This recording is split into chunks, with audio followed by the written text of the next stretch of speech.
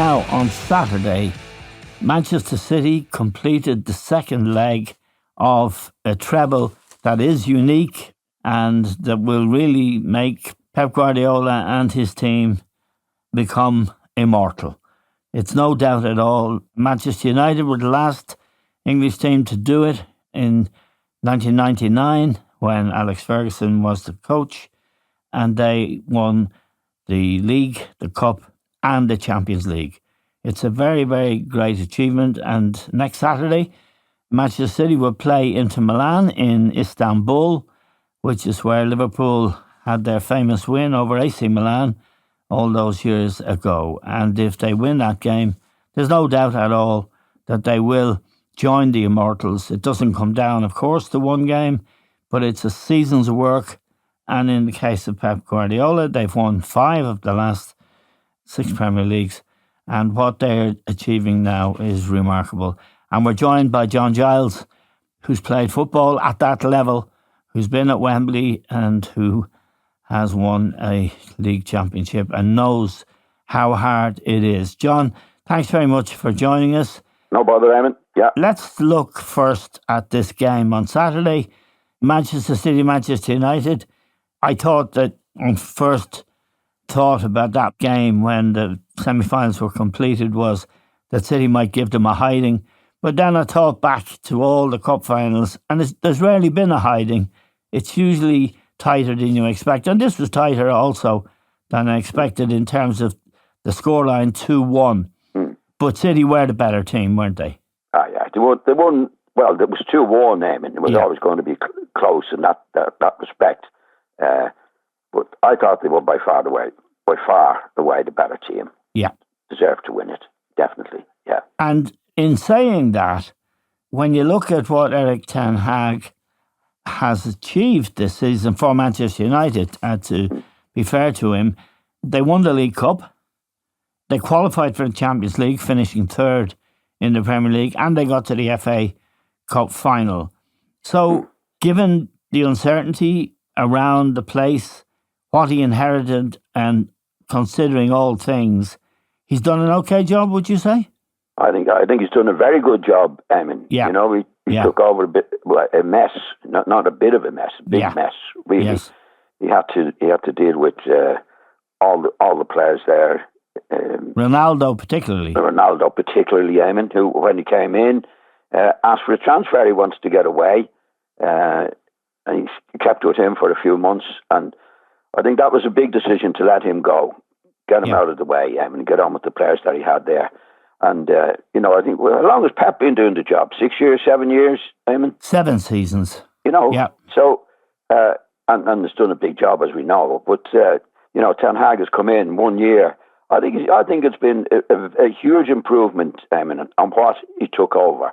And that's all he can go on. That's a really good first year, no doubt. And there is a shape to the team. He has had injuries. Varane, for example, who I thought was outstanding on Saturday at centre-half. He's been out for a long time, just came back for this game.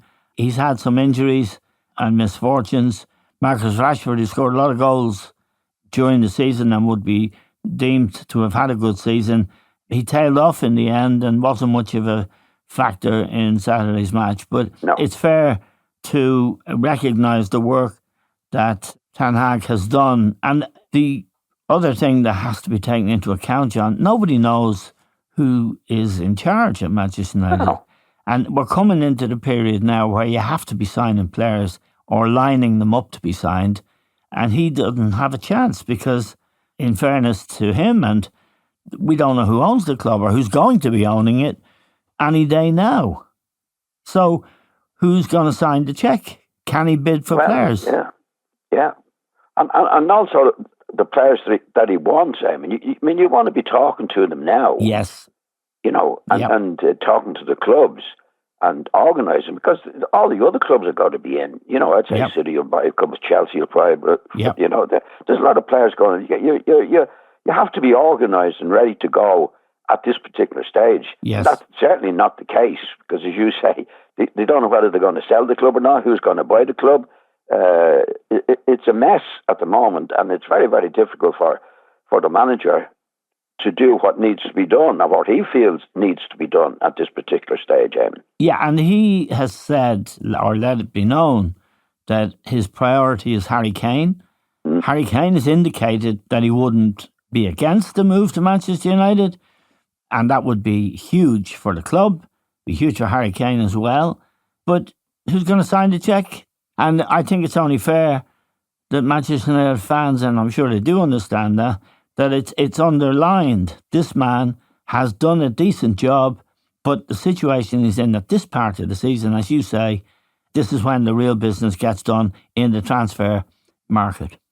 Or even before now, Eamon. Yeah, absolutely, yeah. Like if you're going to do, if you're looking ahead to the season, as we know, that they can be talking to the players that they want to see if they want to come to the club, agreed always the different things that needs to be agreed.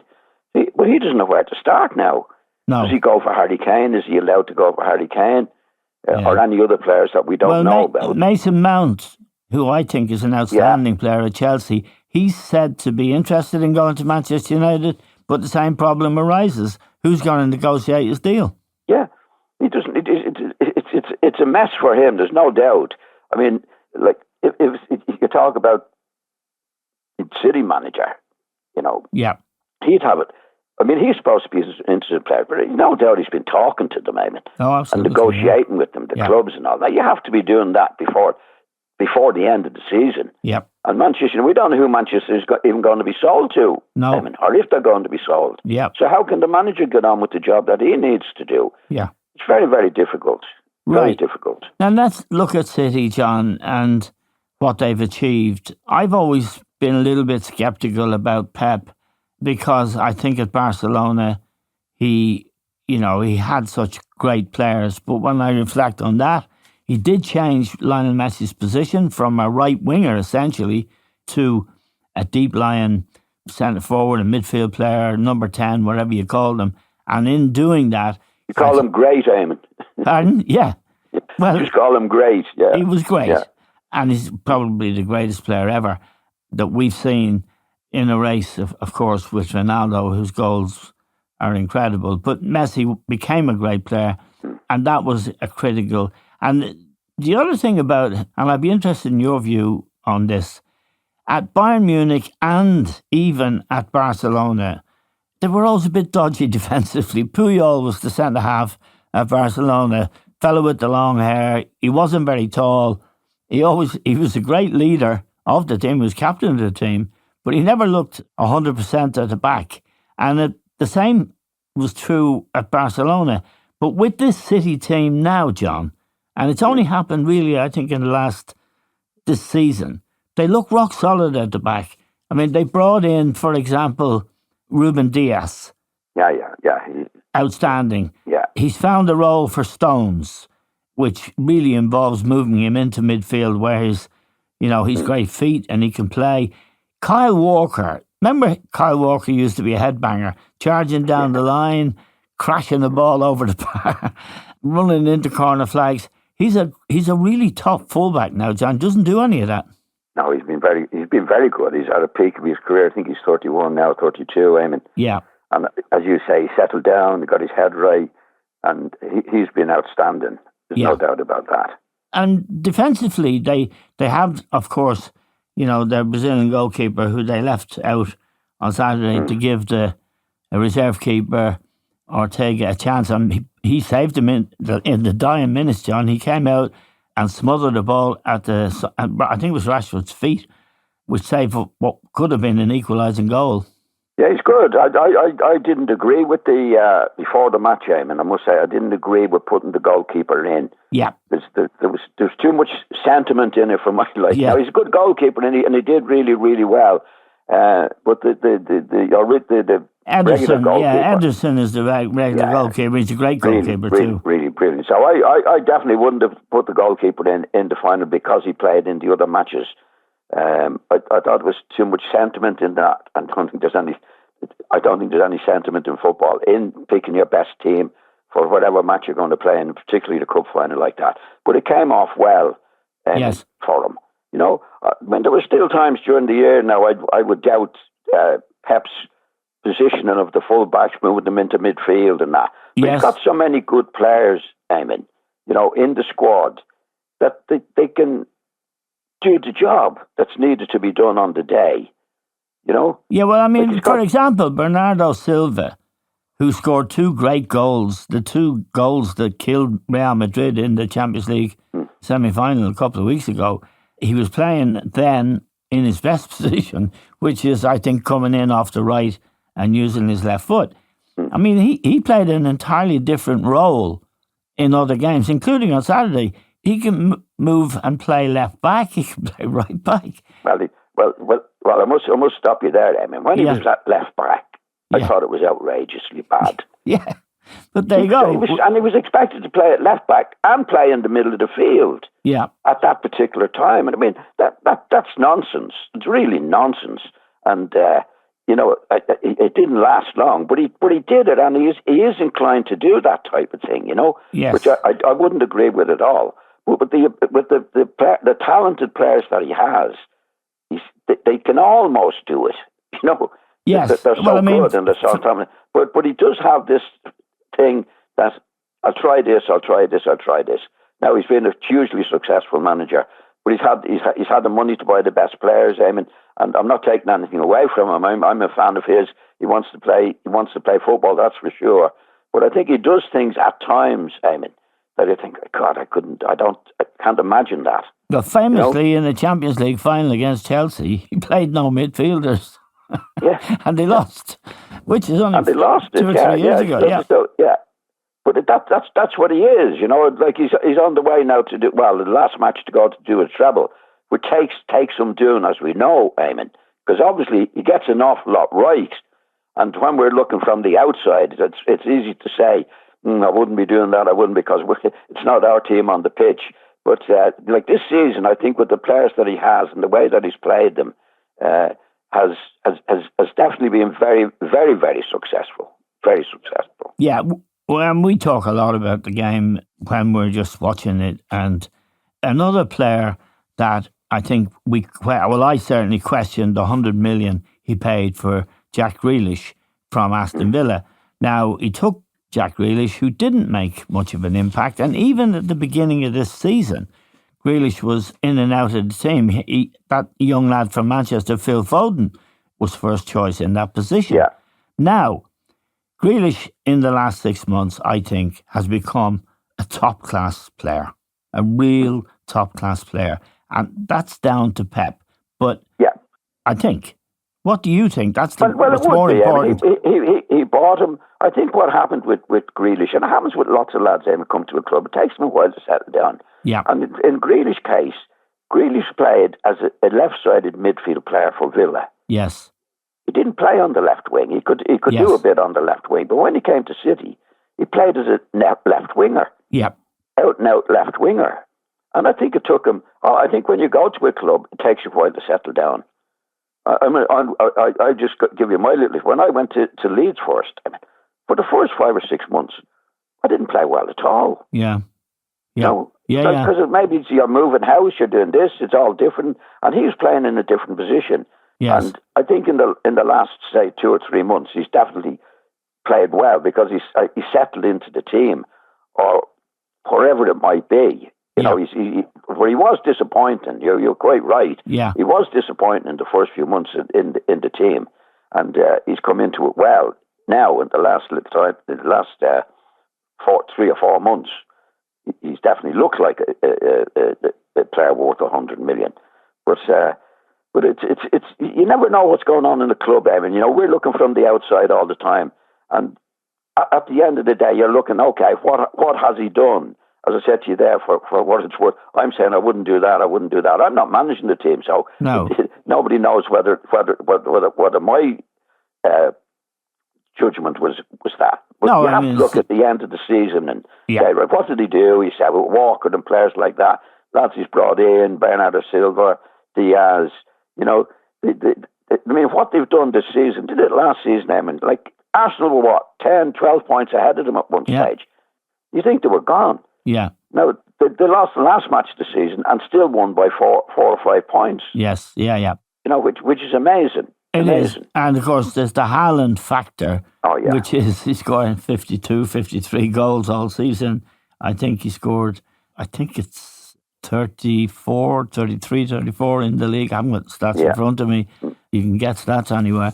but what we must remember as well with Haaland, Damien, at a time when they weren't doing well, there was a certain doubt about whether he was good for the team or not. Yeah, but not expressed by either of us, I have to say. No, but your pal, we used to be on the telly, the German lad, I can't think of his name at the moment. Didi, I think, had that. Which was a fair comment. Yeah. You know, he did make a good sense of it. But if somebody's scoring, you know, at that time, even then, he was still scoring a lot of goals. Yeah. Well, I can tell you now what he did. He scored 36 in the Premier League. Yeah. And most importantly, he scored 12 in the Champions League, which are the golden goals, really. And I've never seen. He's 22.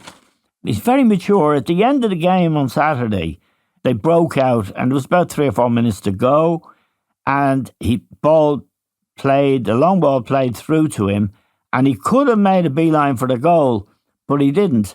He took it to the corner flag, played around with the fullback, played it off the fullback, and won the corner. It bought them a couple of minutes. So it showed maturity and intelligence, and he seems to be a real team player, very popular with the other players, and I'd say he occupies 2 or 3 defenders for 90 minutes every week, John. He's outstanding, Eamon. Actually, I've seen him do that before in a couple of matches.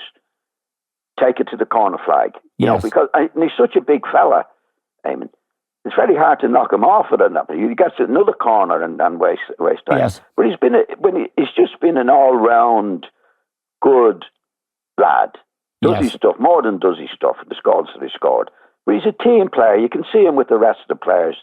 You know, they love him. If there's another lad on for a better chance, he gives it to them. He's not greedy in any way. No. He's been a terrific player for Manchester City this year.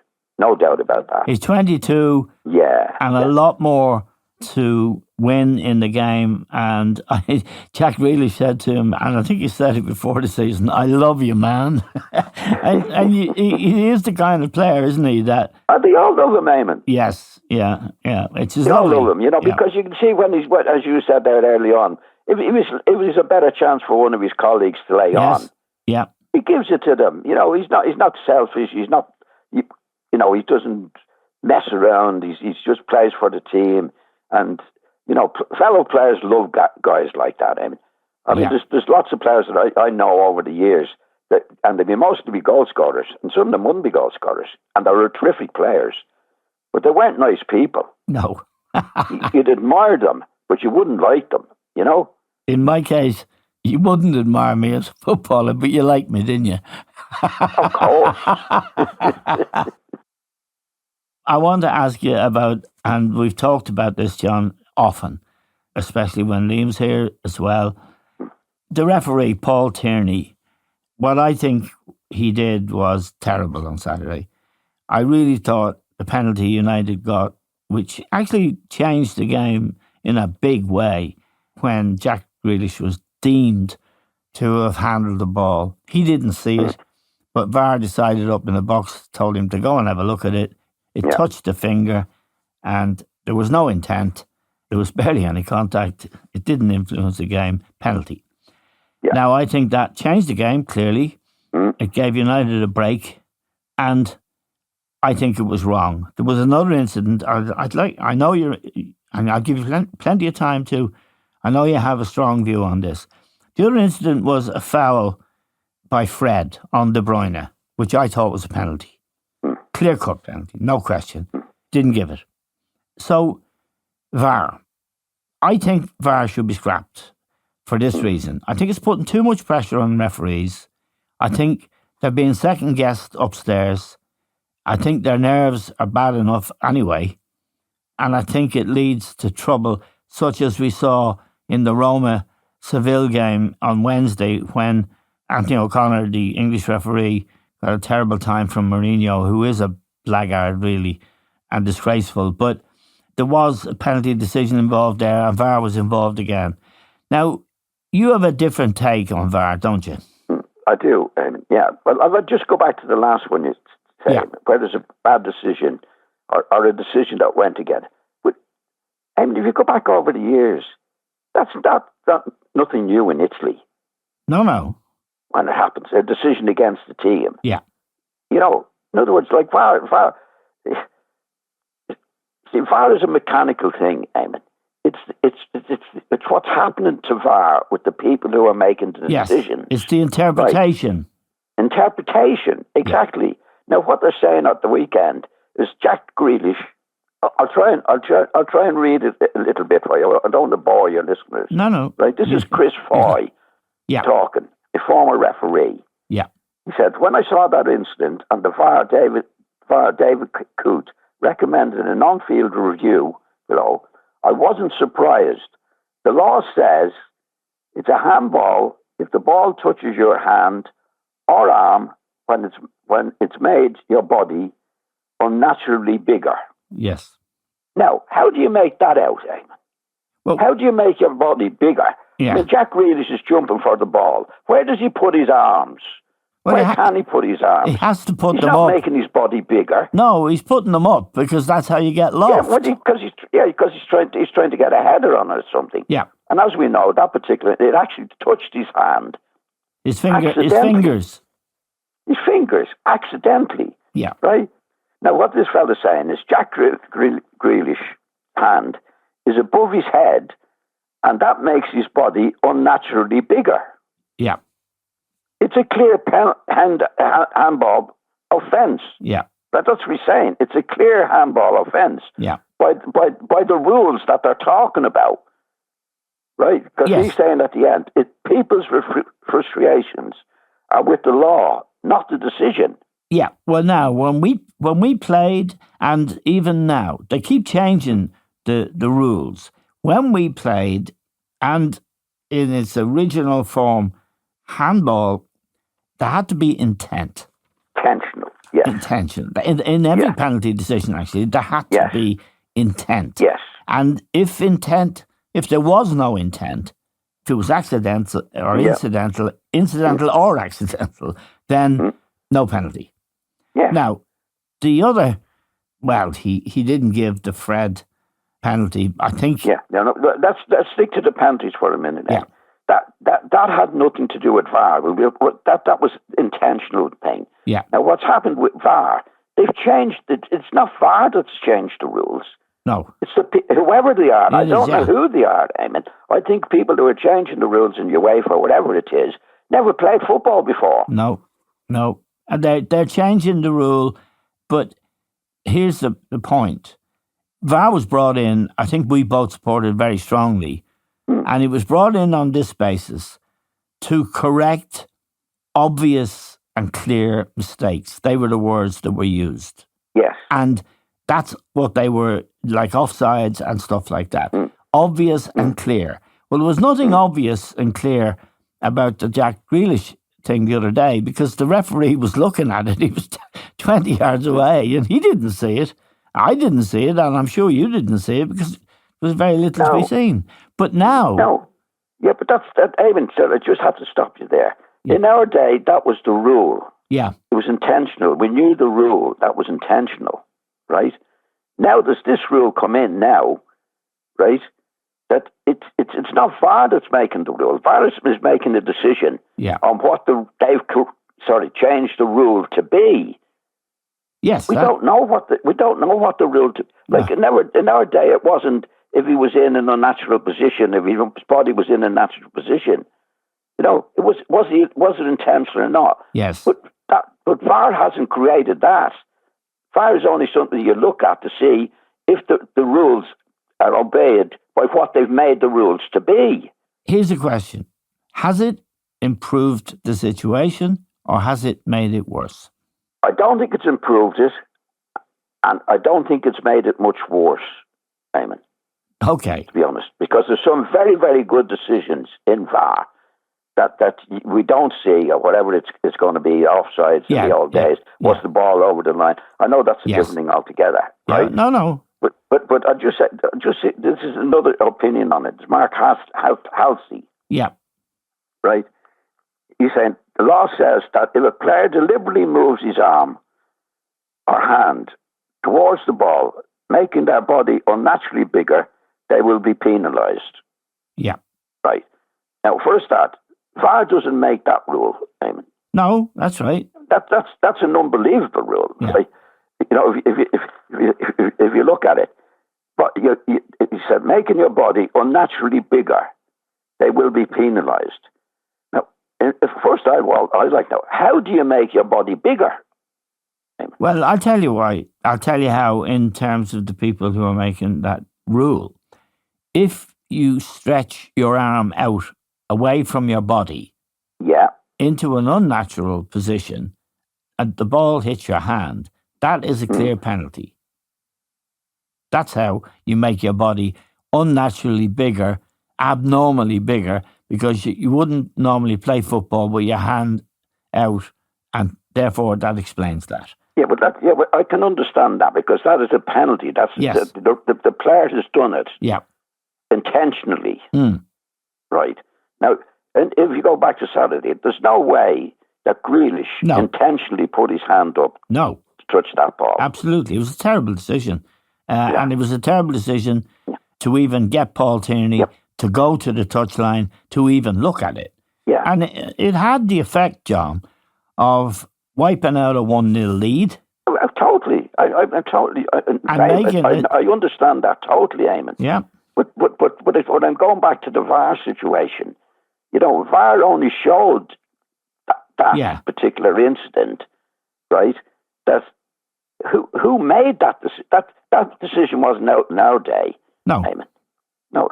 So it's not VAR. They're going on the decision that they've made. That's what it is, the penalty. So VAR has only shown that. Yeah. You know? Well, like in our day, if nobody would all over the pitch would say that was a handball or a penalty. All the guys up in the box making these decisions and the principal, they are all part of VAR, John. You can't separate them from VAR. The VAR system. No, but what we do is get rid of these mugs. Well, who's going to make the decision then? Well, FIFA, whoever's doing it. No, but who's going to make the decision on the on-field decision? If there's an offside or a penalty to be given or made. No, I'm not. Yeah, that's what I'm saying. They can look at, if you do or put a rule in now, like that makes your body bigger. Yeah. Right? In other words, if they hadn't put that rule in, that wouldn't have been a penalty. No, but the word they use actually is if your hand is in an unnatural position. Natural position, yeah. Yeah, but who has made... What I'm saying, Eamon, is who is making those decisions? It's not VAR makes the decision. If they make those decisions, then it goes to VAR only because the decision has been made. Yeah. Who's making the decisions, Eamon? That's what I want to know. Who's making them? They're so stupid. There's 3 guys in a box in London with all the paraphernalia and all the angles. One of them is the senior man on the day, and he alerts the referee, I think you haven't seen this, and I think you've made a mistake. The referee says, okay. And sometimes they say to the referee, which is usually the kiss of death, I think you should come over to the touchline and have a look at the screen. And when they do that, you know they're going to give a penalty. So anyway, we've exhausted... Can I just go on one last little bit? This is Mark Halsey, one party saying in it. Yeah. He said, the handball law needs to be looked at urgently. Yes. As those who have played the game know the difference between natural and unnatural. Yes. Tierney was happy with Fred's tackle on De Bruyne. Yeah. Which you remembered in the tackle. I do, yeah. It was a clear-cut penalty. Right, that's because this Mark Halsey is quite good. Yeah. He says, De Bruyne in the box, and that was not a clear and glorious, obvious error. Yeah. You were not going to criticise him for that, and VAR was correct not to get involved. Well, Casemiro should not have been sent off for his challenge. This is the referee. Yeah. But they all have, the point I'm trying to make, the other referee I read out, they're 2 different opinions altogether. And they're ex-referees. Yes. But anyway, it's actually Casemiro the foul Casemiro committed was on the City left back Akanji, and it was brutal, and he was looking. It was a bad tackle. It was a bad tackle, John, and you know this guy. We've seen him now all season, and he has a lot of merit, Casemiro. Yeah. But I don't want to use bad language, but he's a dirty bastard. But he's been involved in a few incidents, right enough, Eamon. Yes. But anyway, it was go back to the football, Eamon. It was a good game for City. If they go and win the treble, it's been a great season for them, Eamon. There's no doubt whatsoever. Yeah. Just let me ask you a final question, John, about the Champions League final. They're playing Inter Milan. I've seen Inter a couple of times. Dzeko, for example, who's 37 and played for Manchester City and won a title with them 11 years ago. He's playing Lukaku, who is on the bench. He might start, he might not start. We all know him from Chelsea. So they have some Premier League cast-offs, but they are Italians, John. They know how to defend. Yes. And they could make it extremely hard for Manchester City on the night. And that's assuming that Pep puts his best team out. It's no gimme, is it? Couldn't be. It's never a gimme, Eamon. No. It's never a gimme in football. I might have said to you before, we're talking about cup finals and that, and I was in one of the biggest disasters ever when we were playing the second division team, Sunderland, in the cup final. It was in 73. And we were beaten. Yes, I remember the match, John. And I actually played. You wouldn't have got a bet on it. Eamon, Unfortunately, I backed Leeds. It did. And the goal scorer. I didn't encourage you, though. I didn't give you a tip or anything. No, you didn't. I? No, you're not guilty of that, John. But as you say, it was one of the greatest shocks in football history, in English football history, and it can happen. It can happen. Let's hope it doesn't happen for City. No, I'd like to see City do it, definitely. I mean, they play as well as they can. But on the day, they're hot favourites, as we know, Eamon. Yes. But again, football, you never know. You never know. I'd like to see them do it. I'd like to see them get the treble. Yeah, I'm sure everyone would, and it would be a great finish to their year. And you have the feeling with this team there might be more to come, because there's one thing to be said for sure, John, and it's for Manchester United fans. We have been complimentary properly about Erik ten Hag. They have a long way to go, John, don't they, to become a real title challenging team, despite their good season. They've got to back him. Eamon, now. Get it done professionally and do it well. Man Utd are a huge club, as we know, and they deserve to be up there with the best. I mean, he's done a good job, as we said early on, but he's got to be back now to get the job done. Okay, John, it's been brilliant talking to you as always. Thank you very much for joining.